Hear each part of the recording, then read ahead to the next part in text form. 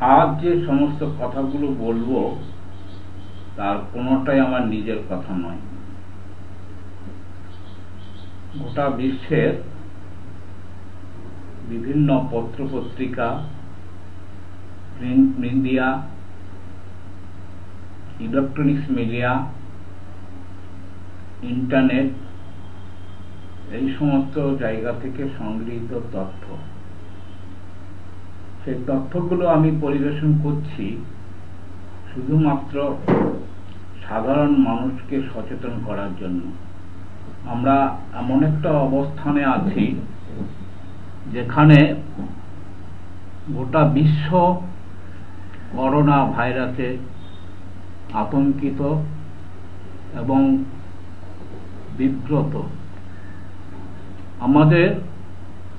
আমরা করোনার প্রথম ঢেউ দেখেছি, প্রথম ঢেউ শেষ হতে না হতে দ্বিতীয় ঢেউ, এবং চিকিৎসা বিজ্ঞানীরা আশঙ্কা করছেন ভারতে করোনার তৃতীয় ঢেউ অনিবার্য। সুতরাং এই অবস্থায় আমরা কি করে উত্তরণ করতে পারব সেই বিষয় নিয়ে বিভিন্ন পত্রপত্রিকা থেকে সংগৃহীত করে আমরা সাধারণ মানুষের কাছে পরিবেশন করতে চাই। ভারতে করোনা তৃতীয় ঢেউ অনিবার্য। করোনা ভাইরাস মহামারী দ্বিতীয় ঢেউয়ের বেসামাল হয়ে পড়েছে ভারত। গত কয়েক সপ্তাহ ধরে প্রায় প্রতিদিনই ভাঙছে আক্রান্তের রেকর্ড। এর মধ্যে বিশেষজ্ঞরা হুঁশিয়ারি দিয়েছেন দেশটিতে করোনার তৃতীয় ঢেউয়ের আঘাত সুনিশ্চিত।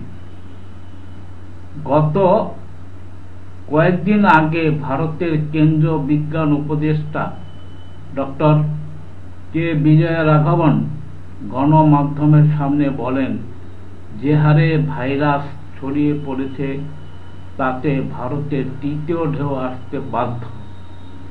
তবে সেটি কখন শুরু হবে তা পরিষ্কার নয়। তিনি বলেন, আশা করা যায় এবারের ঢেউ ধীরে ধীরে আসবে, কিন্তু আমাদের তৈরি থাকতে হবে। দ্রুত ছড়িয়ে পড়া নতুন ধরন মোকাবিলার টিকাগুলোকে আরো উন্নত করতে হবে। সম্প্রতি ভারতে দেখা গেছে করোনার দ্বিতীয় ঢেউ রীতিমতো সুনামির আকার ধারণ করেছে। গত কয়েকদিন দেশটিতে দৈনিক 4 লাখের বেশি করোনা রোগী শনাক্ত করা হয়েছে। প্রতিদিন আক্রান্তের ও মৃত্যুর হার লাফিয়ে লাফিয়ে বাড়ছে।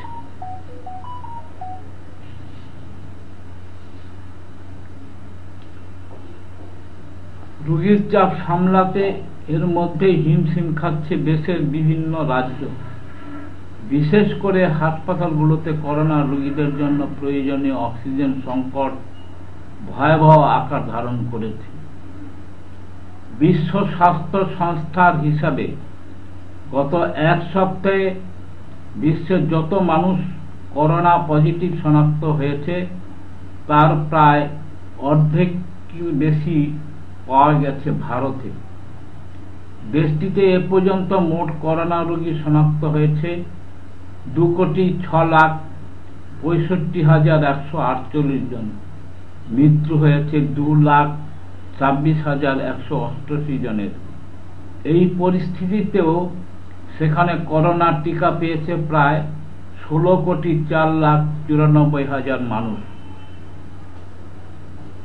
কেন্দ্রের নিজস্ব প্রতিবেদনে বলা হয়েছে, করোনার দ্বিতীয় ঢেউ সংক্রমণে এমনিতে জেরবার দেশ,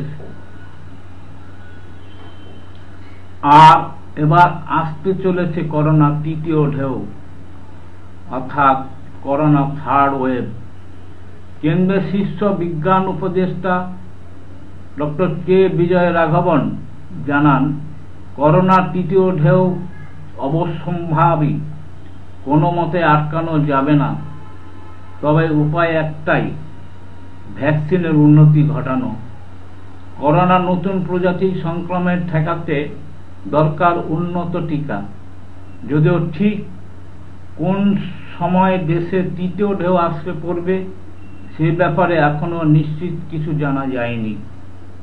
একটি সরকারি বিবৃতি প্রকাশ করে রাঘবন জানান, করোনার নতুন স্ট্রেনের সঙ্গে টিকারও বদল হওয়া প্রয়োজন। এখন যে টিকা রয়েছে তা করোনার দ্বিতীয় ওয়েভের সংক্রমণ আটকানোর জন্য। এরপর ধীরে ধীরে তৃতীয় ওয়েভ প্রবেশ করবে। বলা বাহুল্য আরও বেশি সংক্রমণ হবে, তার জন্য উন্নত মানের টিকা বানাতে হবে।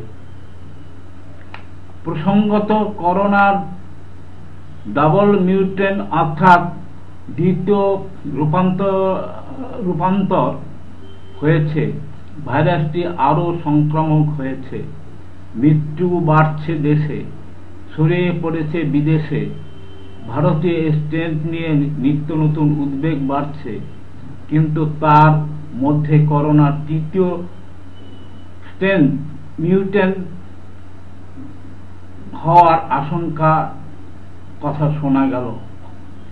দুরারোগ্য তৃতীয় মিউটেন্টের অর্থাৎ ট্রিপল মিউটেন্ট সংক্রমণ রুখতে ভ্যাকসিনটি আপডেট করার কথাও জানানো হয়েছে। এই মুহূর্তে ভারতে প্রতিদিন 3.5 লাখের উপর সংক্রমণ হচ্ছে। দৈনিক মৃত্যু সংখ্যাও লাফিয়ে লাফিয়ে বাড়ছে।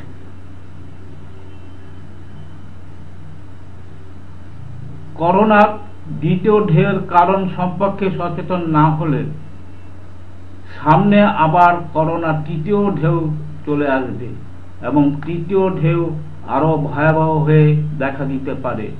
এ কারণে করোনার হাত থেকে বাঁচতে চাইলে দেশের প্রতিটি মানুষকে করোনা নির্মূল না হওয়া পর্যন্ত সঠিকভাবে স্বাস্থ্যবিধি মেনে চলতে হবে।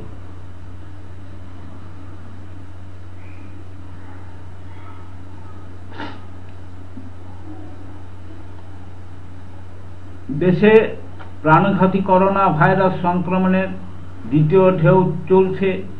বিশেষজ্ঞরা বলছেন, প্রথম ঢেউয়ের তুলনায় দ্বিতীয় ঢেউ কয়েক গুণ বেশি শক্তিশালী।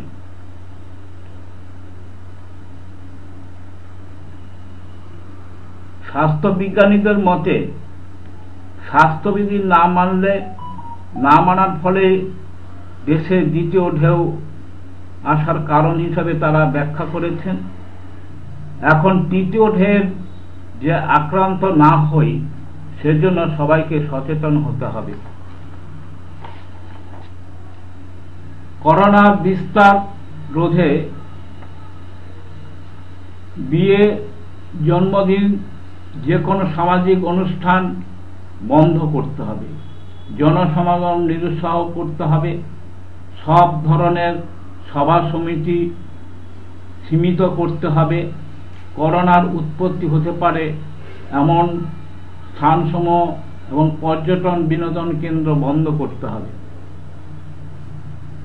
সব ধরনের মেলা, পিকনিক বন্ধ করতে হবে।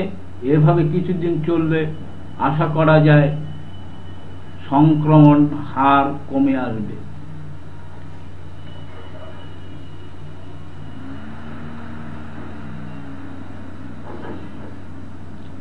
সাধারণ মানুষ সচেতন না হলে করোনা তৃতীয় ঢেউ ঠেকানো যাবে না। তাই চিন্তাবিদদের মনে প্রশ্ন, হঠাৎ করে করোনা সংক্রমণ বেড়ে গেল কেন? দ্বিতীয় ঢেউ এলো কেন? করোনার প্রথম ঢেউ আমরা ভালোভাবে সামাল দিয়েছিলাম, মৃত্যুর হার অনেকটা কমে এসেছিল, আমাদের দেশে সংক্রমণ কমে এসেছিল।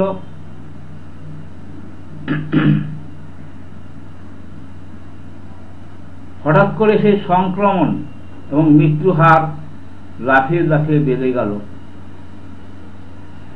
সুতরাং এই বিষয়গুলো দেখতে হবে।